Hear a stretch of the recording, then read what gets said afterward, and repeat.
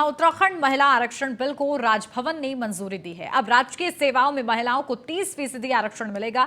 मुख्यमंत्री पुष्कर सिंह धामी ने ट्वीट कर राज्यपाल का इसी के सिलसिले में आभार व्यक्त किया है। महिला आरक्षण बिल को मंजूरी देने पर आभार प्रकट किया है। बिल महिलाओं को सशक्तिकरण करने में निभाएगा अहम भूमिका। सीएम की तरफ से कहा गया तो नारी शक्ति के उत्थान के लिए प्रतिबद्ध है राज्य सरकार। सीएम धामी की तरफ से कहा गया तो महिला आरक्षण बिल को मंजूरी देने पर आभार प्रकट किया गया। नारी शक्ति के उत्थान के लिए प्रतिबद्ध है राज्य सरकार। सीएम पुष्कर सिंह धामी की तरफ से कहा गया तो महिलाओं को क्षैतिज आरक्षण मिला, जहां राज्यपाल का धन्यवाद किया गया है इसी के चलते, और राजभवन से इसे मंजूरी मिल गई है, जिसके बाद महिला आरक्षण बिल को मंजूरी देने पर आभार प्रकट किया है सीएम पुष्कर सिंह धामी ने और कहा है कि बिल महिलाओं को सशक्तिकरण करने में अहम भूमिका निभाएगा।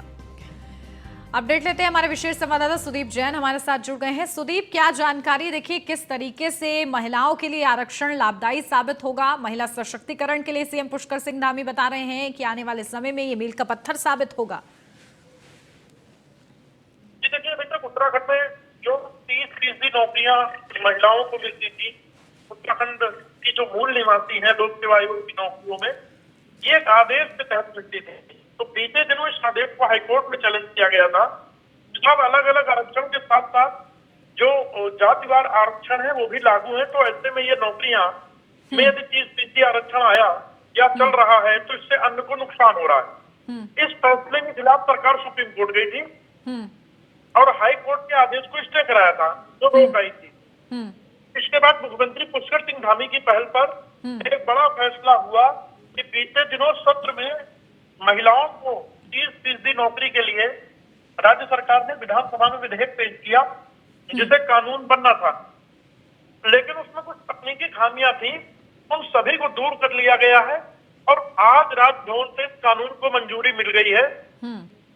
अब राज्य की जो उत्तराखंड की निवासी महिलाएं हैं, उनको लोक सेवा आयोग की नौकरियों में 30% आरक्षण निश्चित तौर पर मिलेगा और इससे भविष्य में किसी कोर्ट के माध्यम से चैलेंज नहीं किया जा सकेगा या चुनौती नहीं दी जा सकेगी।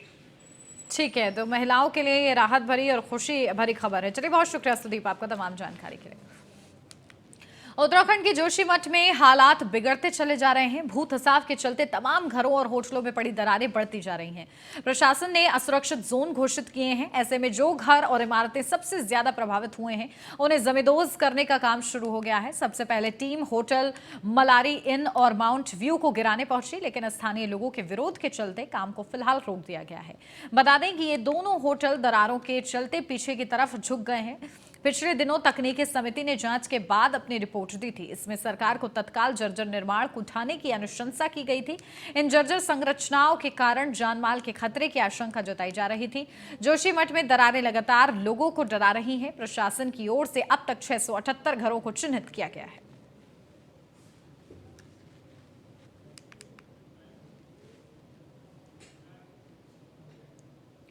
मुख्यमंत्री पुष्कर सिंह धामी का कहना है कि जोशीमठ को बचाना और लोगों के जानमाल की सुरक्षा करना सरकार की प्राथमिकता है। सीएम पुष्कर सिंह धामी ने सभी लोगों से अनुरोध किया है कि वे इस समय मिलजुल कर जोशीमठ को बचाने को आगे आए। सरकार के साथ ही जितने सामाजिक और राजनीतिक संगठन हैं, सभी को एक टीम वर्क के रूप में काम करना चाहिए। मुख्यमंत्री पुष्कर सिंह धामी ने कहा है कि अब तक 81 परिवारों को सुरक्षित स्थानों पर शिफ्ट कर दिया गया है। इसके अलावा एक नया भूधसाव जोन बना है, उसकी जद में 678 परिवार आ रहे हैं, इन्हें भी शिफ्ट किया जाएगा। सरकार प्रभावित परिवारों के लिए लघु व दीर्घकालिक योजना पर तेजी से आगे बढ़ रही है। पीपल कोठी, गौचर सहित कई स्थानों पर जहां भी सुरक्षित जमीनें उपलब्ध हैं, प्रभावितों को बसाने की योजना पर भी काम शुरू किया जा रहा है। प्रधानमंत्री नरेंद्र मोदी भी लगातार जोशीमठ भूधसाव की समीक्षा कर रहे हैं। सभी लोगों से अनुरोध किया है कि ये समय सबको मिलजुल कर जोशीमठ को बचाने का समय है। सब लोग एक टीम के रूप में काम करें। सभी लोग मिलकर, सरकार है, सामाजिक संगठन है, राजनीतिक संगठन है, हमारी सबकी पहली प्राथमिकता है कि जोशीमठ शहर बसना चाहिए और लोगों की जानमाल की सुरक्षा होनी चाहिए। जहां सभी लोगों से मैंने मिलकर भी वैसे भी अनुरोध किया है और लोग लगे भी हैं। सब लोग अब इस काम पर लग गए हैं और जो खतरे की जद में आने वाले 68 मकान थे उन सभी को शिफ्ट किया गया है और जो एक जोन बना है 600 मकानों से अधिक का, उनको भी वहां से सुरक्षित स्थानों पर ले जाने की कार्रवाई गतिमान है। और माननीय प्रधानमंत्री जी भी लगातार इसकी समीक्षा कर रहे हैं, लगातार व्यक्तिगत रूप से वो जानकारी ले रहे हैं और उन्होंने हर संभव यहाँ पर मदद का, हमको सहायता का आश्वासन दिया कि हर प्रकार से सहायता होगी।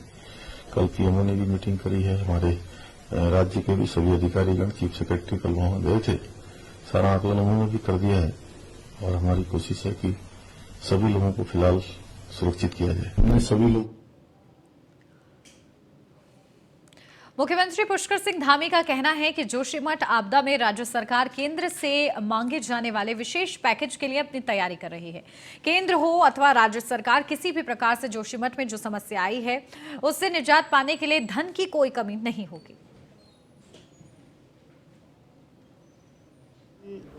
जो भी बजट की आवश्यकता होगी उन संसाधनों पर हम विचार कर रहे हैं। संसाधन हम सब जुटाएंगे और हमको भारत सरकार का, माननीय प्रधानमंत्री जी का हर संभव उन्होंने हमको अपना आशीर्वाद दिया है, उन्होंने सहायता का आश्वासन दिया है कि हर तरीके से सहायता करेंगे। और 2 स्थान वहाँ पर खोज रहे हैं, भूवैज्ञानिक उस पर काम कर रहे हैं, जियोलॉजिकल जो सर्वे है इत्यादि उसकी कार्रवाई प्रारंभ कर दी गई है। जैसे ही वो सब ठीक पाया जाता है तो हम उस पर आगे कार्रवाई शुरू करेंगे। चूँकि वो टीम आज वहाँ गई है और कल हमने उनसे जो बात करी थी कि एक तो जल्दी से जल्दी इस बात का ठीक प्रकार से जो कॉज है वो पता लगना चाहिए कि वो आखिर किस कारण से हो रहा है, जल का रिसाव कहाँ से हो रहा है और कितना सेंसिटिव अभी है, कितना खतरे में आने वाला है, वो सब आकलन होगा और कितना उसकी क्षति होनी है, कितना क्षति है, वो सब आकलन करने के बाद एक उसकी विस्तृत रिपोर्ट बनेगी। उसके आधार पर हम केंद्र से देखिए, हमने 81 परिवारों को वहाँ से शिफ्ट कर दिया गया है, लगभग 300 के लगभग लोग हैं और 678 मकान ऐसे हैं जो खतरे की जद में हैं। उन सबको सुरक्षित स्थानों पर ले जाने की हमारी योजना है, स्टेप बाय स्टेप उसको। जोशीमठ आपदा पर कांग्रेस प्रदेश अध्यक्ष करण माहरा ने बीजेपी सरकार पर जोरदार हमला बोला है। उनका कहना है कि सरकार पूरी तरीके से संवेदनहीन है। माहरा ने कहा है कि सरकार के मंत्री जोशीमठ पहुंच रहे हैं और हेलीकॉप्टर से हॉलिडे मनाकर वापस आ रहे हैं, जबकि सरकार को इस पूरे मामले को गंभीरता से लेते हुए एक मंत्रिमंडल की सदस्य टीम बनाकर जोशीमठ में कैंप कराना चाहिए था, लेकिन मंत्री जोशीमठ में जाकर हेलीकॉप्टर घुमाकर वापस आ रहे हैं। करण माहरा ने कहा है कि इससे सरकार की गंभीरता नजर आ रही है। करण ने कहा है कि शिक्षा मंत्री धन सिंह रावत चमोली के ही प्रभारी मंत्री हैं, लेकिन आज तक उन्होंने वहां कैंप नहीं किया। सुबह जाकर दोपहर को जोशीमठ से धन सिंह रावत वापस आ जाते हैं।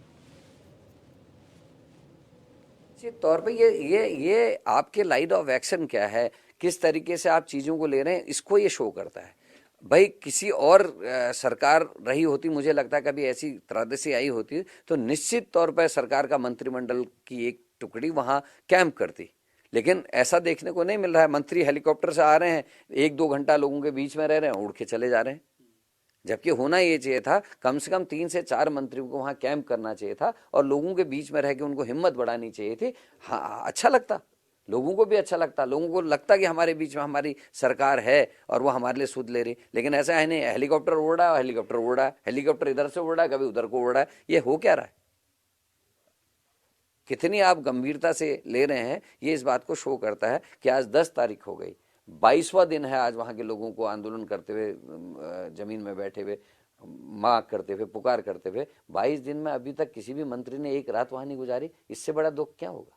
कैबिनेट मंत्रियों का एक समूह वहां क्यों नहीं रह सकता, क्यों नहीं कैंप कर सकता। 10 तारीख हो गई, सरकार कर क्या रही है।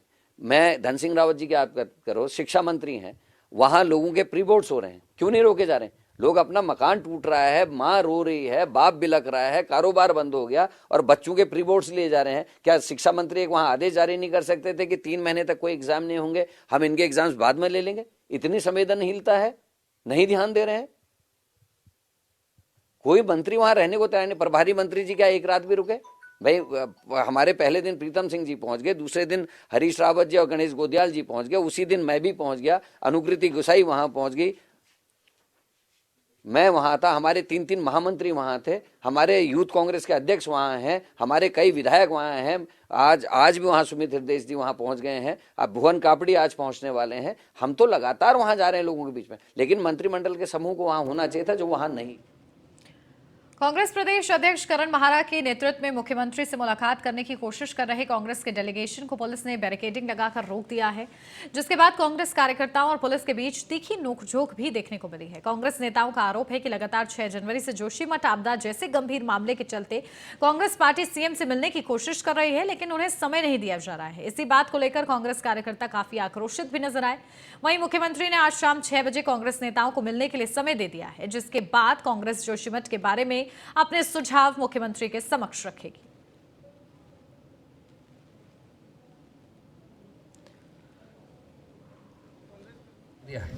हम मिलना चाहते हैं, समय मांग रहे हैं लोकतांत्रिक ढंग से। 6 तारीख से समय मांग रहे हैं भैया, आज 10 तारीख हो गई।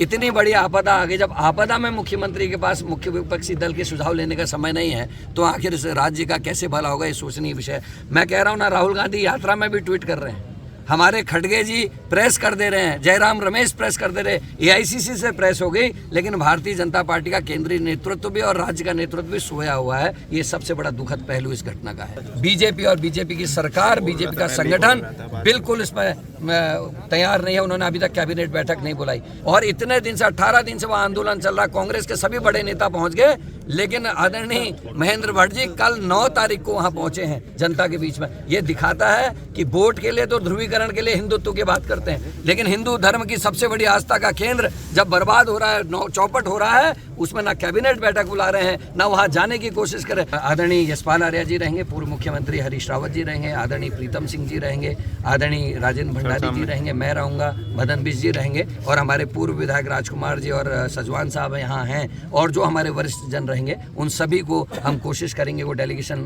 वहाँ मिले और जो संघर्ष समिति और हमने मिलकर एक ज्ञापन बनाया है उसको भी हम मुख्यमंत्री को देकर कोशिश करेंगे कि लोगों को वन टाइम सेटलमेंट के तहत उनको राहत पहुँचाया जाए और लोगों का जो रोजगार चले गया है, जो लोगों के घर आशियाने बिखर गए हैं, उनकी आंसुओं को कुछ पूछा जा सके। पर नज़र बनाए हुए हैं, उनसे मिलने का समय देना चाहिए था। जो हालात हैं, जो स्थितियाँ हैं, वो आपके सामने है। बहुत गंभीर स्थिति जोशीमठ के अंदर है और जब आपदा आई, आपदा के बाद जोशीमठ के लोग लगातार धरना प्रदर्शन, मशाल जुलूस वहाँ पर निकालते रहे, लेकिन सरकार का कोई भी नुमाइंदा वहाँ नहीं गया और इससे गंभीर विषय दूसरा हो नहीं सकता है। और इसीलिए आज हम सब लोग यहाँ पर आए और मुझे अभी ज्ञात हुआ कि मुख्यमंत्री जी ने 6 बजे का समय दिया है। चलो, देर आए दुरुस्त आए, मतलब मुख्यमंत्री जी से समय लेने के लिए भी इतनी मशक्कत करनी अगर पड़े। सुप्रीम कोर्ट ने जोशीमठ मामले पर तत्काल सुनवाई से इनकार कर दिया है। जोशीमठ के मामले को 16 जनवरी के लिए लिस्ट किया गया है। सुप्रीम कोर्ट ने कहा है कि हर केस की जल्द सुनवाई नहीं हो सकती। इन मामलों के लिए लोकतांत्रिक संस्थाएं हैं जो काम कर रही हैं। बता दें, जोशीमठ और आसपास के क्षेत्र में भू धसाव के मामले में ज्योतिष पीठ के जगत गुरु शंकराचार्य स्वामी अविमुक्तेश्वरानंद सरस्वती ने सुप्रीम कोर्ट में जनहित याचिका दाखिल की थी। याचिका में जोशीमठ ने भूमि धसाव की घटना को राष्ट्रीय आपदा घोषित करने और प्रभावित परिवारों को राज्य सरकार द्वारा त्वरित राहत देने और पुनर्वास की व्यवस्था करने की मांग की गई है। जोशीमठ में सोमवार शाम तक 9 वार्ड के 678 मकानों की पहचान हुई है, जिनमें दरारें हैं। सुरक्षा की नजर से 2 होटल को आपदा प्रबंधन अधिनियम के तहत बंद किए गए हैं। 16 जगहों पर अब तक कुल 81 परिवार विस्थापित किए जा चुके हैं। जोशीमठ में सरकार का दावा है कि अब तक 19 जगहों पर 213 कमरे में 1191 लोगों के ठहरने की व्यवस्था बनाकर रखी हुई है। जोशीमठ आपदा पर आपदा प्रबंधन सचिव डॉक्टर रंजीत कुमार सिन्हा ने कहा है कि अभी विभाग की तरफ से 2 चीजों पर फोकस किया जा रहा है, जिसमें जल रिसाव के साथ आ रही मिट्टी की जांच हाइड्रोलॉजिकली टेस्ट से होगी। साथ ही जोशीमठ के लिए जीएसआई की टीम भी रवाना हो चुकी है और इसके साथ विभाग ने विस्थापना के लिए जिन जमीनों की तलाश की है उनकी सीबीआरआई द्वारा जियोलॉजिकल जांच की जाएगी ताकि भविष्य में कोई परेशानी नहीं हो। लोग ही बता सकते हैं मिट्टी किस तरह से निकल रहा है, वो हाइड्रोलॉजिकल टेस्ट होगा, उसके बाद उसमें रिपोर्ट आएगी, उसके बाद क्लियर होगा। सर कब तक शुरू हो जाएंगे इसका जो शेड्यूल? क्या 2 चीज़ हमें तत्काल चाहिए, जो कि हम 2 दिन के अंदर जीएसआई की टीम जा रही है। पहला तो 3 जमीन हमने चिन्हित किया है, वो 3 जमीनों का जियोलॉजिकल स्टडी, ताकि वहाँ पे जो हमको रिसेटल करना है लोगों को, उसके लिए हम कार्रवाई कर सकें आगे। दूसरा हमें चाहिए सीबीआरआई से जो घरों के डिज़ाइन बनने हैं स्पेसिफिकेशंस के साथ, और प्लस जो वेंडर जो कि जल्दी बना दे, वो CVR ऐसे चाहिए हमें। तो ये 2 चीज़ हमको सबसे प्रायोरिटी पे चाहिए। मुख्यमंत्री पुष्कर सिंह धामी ने राज्य सचिवालय में गन्ना विभाग की समीक्षा बैठक की, जिसमें विभागीय मंत्री के साथ आला अधिकारी भी मौजूद रहे। विभागीय मंत्री सौरभ बहुगुणा ने कहा कि विभाग की तरफ से लगातार गन्ना किसानों के हित में काम किया जा रहा है, जिसमें इस वक्त पेराई सत्र शुरू होने से पहले ही पिछले वर्ष का गन्ना मूल्य का भुगतान कर दिया गया है। गन्ना मंत्री सौरभ बहुगुणा ने कहा है कि इकबालपुर शुगर मिल के विषय को छोड़ दिया जाए तो उस राज्य में गन्ना किसानों के भुगतान को सरकार की तरफ से 100% देने का काम कर दिया गया है, जो बड़ी उपलब्धि सरकार के लिए कही जा सकती है। तो वहीं दूसरी तरफ हरिद्वार से कांग्रेस विधायक वीरेंद्र जाति ने कहा है कि उनके द्वारा लगातार सरकार से मांग की जा रही है कि गन्ना किसानों के पिछले बिलों का भुगतान किया जाए, जिससे किसानों को राहत मिल सके। आज मैंने माननीय मुख्यमंत्री जी से मुलाकात की।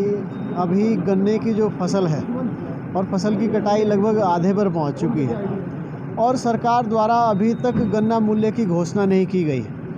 मैंने माननीय मुख्यमंत्री जी से मांग की है कि गन्ना मूल्य की घोषणा बढ़ती महंगाई के अनुपात में अधिक से अधिक पंजाब की तर्ज पर गन्ना मूल्य को घोषित करें, ताकि अभी किसान जो है संशय में है, ताकि उस संशय से पर्दा हटे। और किसान, मैं खुद किसान परिवार से हूँ और किसान जो फसल बेच रहा है उसको उसकी फसल का जो दाम है, वो मूल्य है, वो पता चल सके। इकबालपुर शुगर मिल लगभग 2017-18 और 18-19 का किसानों का 100 करोड़ से ज़्यादा का बकाया किसानों का चीनी मिल के ऊपर है।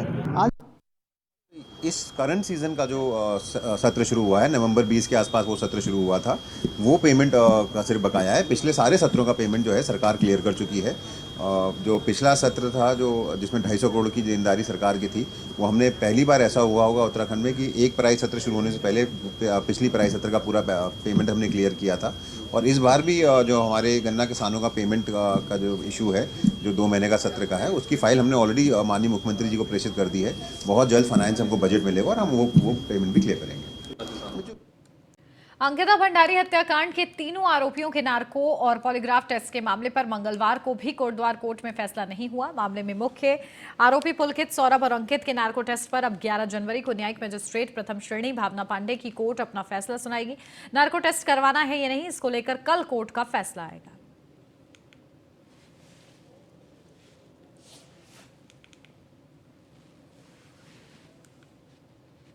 उत्तराखंड में अभी फायर सीजन शुरू भी नहीं हुआ है। इससे पहले ही अल्मोड़ा के जंगल धधकने लगे हैं। अल्मोड़ा के अलग अलग जंगलों में इन दिनों भीषण आग लगी हुई है, जिससे जंगल धू धू कर जल रहे हैं।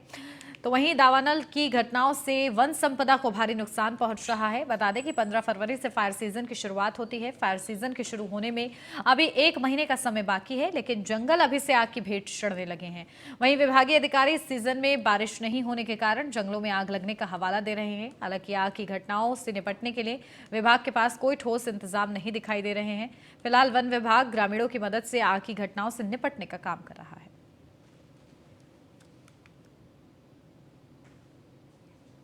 हो गए हैं और मध्य हिमालयी क्षेत्र में बूंदाबांदी भी नहीं हुई है। मौसम बहुत ही सूखा है, जिस कारण से वन क्षेत्रों में तथा वन पंचायतों में भी और खेतों में भी सूखी घास बहुत ज़्यादा हो गई है, जिसके न कटने के कारण वो एक फ्यूल का कार्य कर रही है। तो छोटी छोटी घटनाएं अल्मोड़ा जनपद में भी हो रही हैं, जिसमें कि लोगों के खेतों की आग या फिर छोटी सी आग भी बड़ा रूप ले रही है। इसको लेकर वन विभाग वर्तमान में गांव वालों के सहयोग से जहां भी ऐसी घटना की सूचना आ रही है, अपने जो भी सीमित संसाधन है उनका प्रयोग करके उनको बुझाने का प्रयास कर रहा है।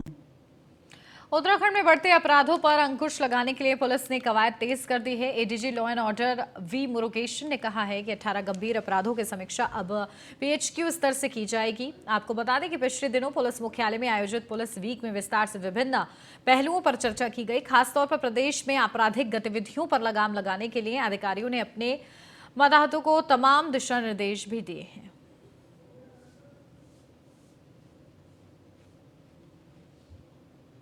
ये शिकायतें नहीं है, गंभीर प्रवृत्ति के अपराध है, जैसे डकैती विद मर्डर, लूट with murder, murder of more than 2 persons, है ना, रेप विद मर्डर, सामूहिक बलात्कार, ऐसे 18 तरह की किस्म के गंभीर अपराध है।